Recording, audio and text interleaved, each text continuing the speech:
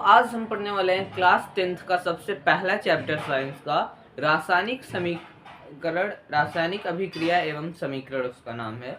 तो आज हम लोग रासायनिक अभिक्रिया के बारे में पढ़ेंगे। तो सबसे पहले रासायनिक अभिक्रिया क्या होती है ये आप लोग के दिमाग में आ रहा होगा। तो जब कोई अभिकारक मिलकर उत्पाद बनाता है उसे रासायनिक अभिक्रिया कहते हैं। अब अभिकारक भी एक या एक से ज़्यादा हो सकता है, उत्पाद भी एक या एक से ज़्यादा हो सकता है, और ये जो हो रहा है ये रासायनिक परिवर्तन होना चाहिए, यानी कि एक ऐसा रासायनिक परिवर्तन जिसमें एक या एक से अधिक अभिकारक मिलकर एक या एक से अधिक उत्पाद बनाता है, रासायनिक अभिक्रिया कहलाता है। अब रासायनिक अभिक्रिया 5 प्रकार के होते हैं। पहला है संयोजन अभिक्रिया, वियोजन अभिक्रिया, विस्थापन अभिक्रिया, द्विविस्थापन अभिक्रिया और अपचयन उपचयन अभिक्रिया। तो सबसे पहले हम लोग संयोजन अभिक्रिया पढ़ेंगे। तो चलिए चलते हैं बोर्ड पे। संयोजन अभिक्रिया वे अभिक्रिया होते हैं जिसमें अभिकारक एक से अधिक होने चाहिए और उत्पाद केवल एक होना चाहिए। मतलब यहाँ लिख लेते हैं, अभिकारक जो हैं वो एक से अधिक होने चाहिए और उत्पाद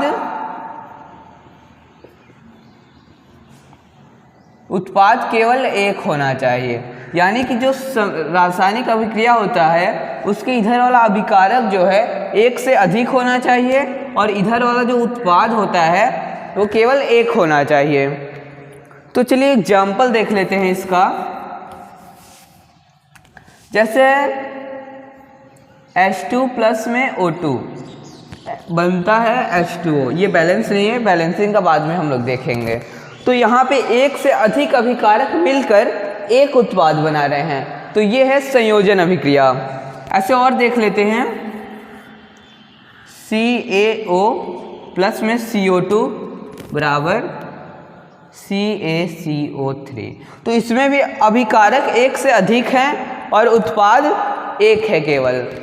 तो ऐसी अभिक्रिया जिसमें अभिकारक एक से अधिक हों और उत्पाद केवल एक बने, ऐसी अभिक्रिया को संयोजन अभिक्रिया कहते हैं या फिर योगात्मक अभिक्रिया भी कहते हैं इसी को। तो अब देखते हैं हमारा दूसरा प्रकार जो था वियोजन अभिक्रिया। वियोजन अभिक्रिया किसे कहते हैं चलिए अब देखते हैं। यहाँ पे हम लोग लिख लेते हैं वियोजन अभिक्रिया और यहाँ पे लिख लेते हैं अपघटन। वियोजन को ही अपघटन अभिक्रिया भी कहते हैं, अपघटन या वियोजन अभिक्रिया।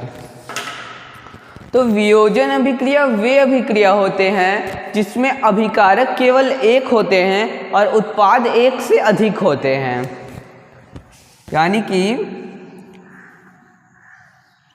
रिएक्टेंट्स जो होते हैं वो केवल एक होते हैं और जो प्रोडक्ट होते हैं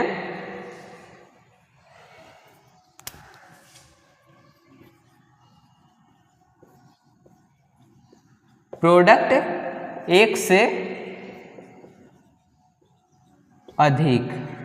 अभिकारक केवल एक होने चाहिए और उत्पाद एक से अधिक होना चाहिए, तो वो वियोजन अभिक्रिया हो जाएगा, वियोजन या अपघटन अभिक्रिया। अब इसका भी एग्जाम्पल देख लेते हैं। जैसे देख सकते हैं CaOH का होल ट्वाइस को अगर गर्म करते हैं तो कैल्शियम ऑक्साइड प्लस में H2O बनता है, जल। तो इसमें क्या है, अभिकारक केवल एक है और उत्पाद एक से अधिक बन रहा है, तो इसे बोलेंगे वियोजन अभिक्रिया।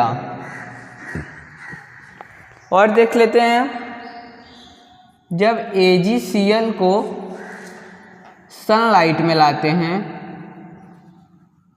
तो Ag प्लस में Cl2 बन जाता है। तो यहाँ पे अब अगर संतुलित करेंगे तो ये ऐसा हो जाएगा। तो ऐसे ऐसे अभिक्रिया जिसमें एक अभिकारक हो और एक से अधिक उत्पाद हो, ऐसी अभिक्रिया को वियोजन अभिक्रिया कहते हैं। क्लियर है? और जैसे हम लोग H2O को अगर इलेक्ट्रिसिटी देते हैं तो वो H2+ में O2 में बदल जाता है। तो यहाँ पे हम लोग क्या देखें कि एक अभिकारक ऊष्मा देने पे अपने अपघटित हो जा रहा है, टूट जा रहा है, और यहाँ वियोजन अभिक्रिया हो रहा है। सबसे पहले यहाँ पे इन सब में क्या हो रहा है, वियोजन अभिक्रिया।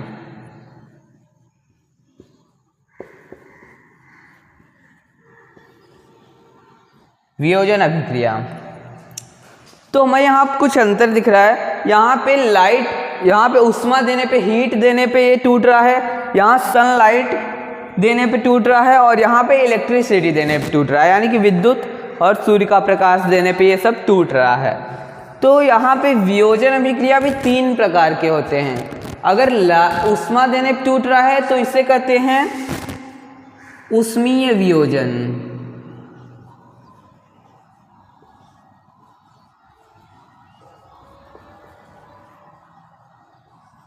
अगर किसी के वियोजन का कारण ऊष्मा है तो उसको बोलते हैं ऊष्मीय वियोजन। किसी के वियोजन का कारण प्रकाश है तो उसको बोलते हैं प्रकाश वियोजन।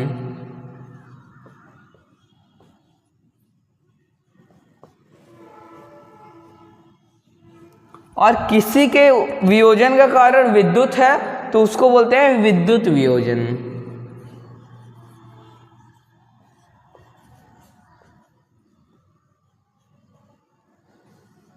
इंग्लिश में इसको बोलते हैं, इसको फोटोलिसिस बोलते हैं, इसको इलेक्ट्रोलिसिस बोलते हैं, इसको थर्मोलिसिस, हाँ थर्मोलिसिस शायद बोलते हैं। तो इसे अगर ऊष्मा देने पे वियोजित हो जा रहा है तो ऊष्मीय वियोजन, प्रकाश देने पे वियोजित हो जा रहा है तो प्रकाश वियोजन, और इलेक्ट्रिसिटी, विद्युत देने पे वियोजित हो जा रहा है तो विद्युत वियोजन कहते हैं।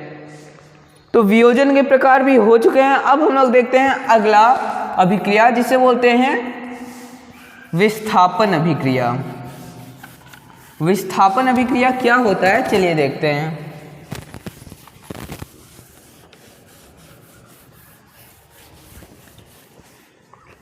विस्थापन अभिक्रिया, ओह नो ये सही था, चलो छोड़ो, पूरा मिटा देते हैं। अब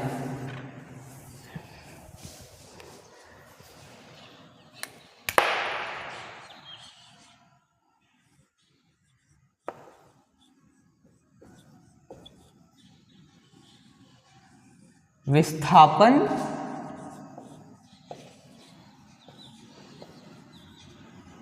अभिक्रिया, इसको इंग्लिश में बोलते हैं डिस्प्लेसमेंट रिएक्शन।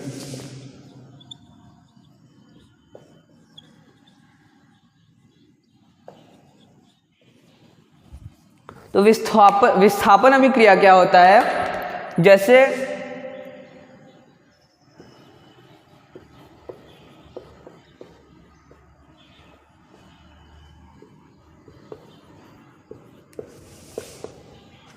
यहाँ पे ये CuSO4 अपना यौगिक बनाकर बैठा है, और यहाँ पे Fe यानी कि लो आयरन आया और कॉपर को हटा के खुद यहाँ पे Fe चला गया और कॉपर को हटा दिया। तो ये होता है विस्थापन अभिक्रिया। विस्थापन अभिक्रिया अब लिखना क्या है, ऐसी अभिक्रिया जिसमें अधिक सक्रिय धातु कम सक्रिय धातु को हटा देती है उसके यौगिक से, तो उसे विस्थापन अभिक्रिया कहते हैं। ऐसी अभिक्रिया जिसमें अधिक सक्रिय धातु कम सक्रिय धातु को उसके यौगिक से हटाकर खुद प्रतिस्थापित हो जाती है, उसे विस्थापन अभिक्रिया कहते हैं। जैसे ये Fe जो था इसको भगा दिया और यहाँ पे बैठ गया खुद जाकर, और ये बेचारा अकेला यहाँ आ गया। जैसे कोई कमज़ोर लड़का बैठा रहता है सीट पे, तो मजबूत वाला जाता है उसको हटाकर खुद बैठ जाता है। तो ऐसे यहाँ पे Fe मजबूत था, Cu कमज़ोर था, तो ये उसको हटाकर खुद चला गया और Cu को भगा दिया। तो अब आप लोग पूछोगे कि कैसे पता चलेगा कौन मजबूत है कौन कमज़ोर है। तो इसके लिए एक सक्रियता श्रेणी होता है, कौन ज़्यादा सक्रिय, जो ज़्यादा सक्रिय है वो ज़्यादा मजबूत रहेगा, जो कम सक्रिय है वो कम मजबूत रहेगा। तो सक्रियता श्रेणी क्या है, पोटेशियम सोडियम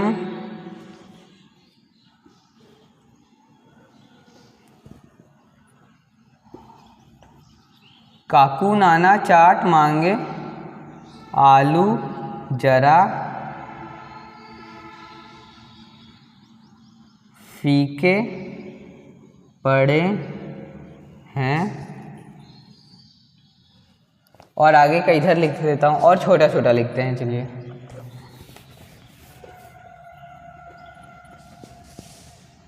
काकू नाना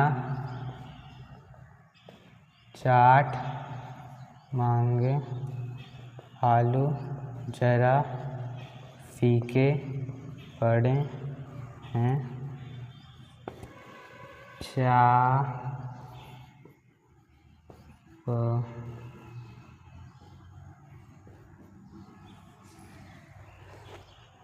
यहाँ वो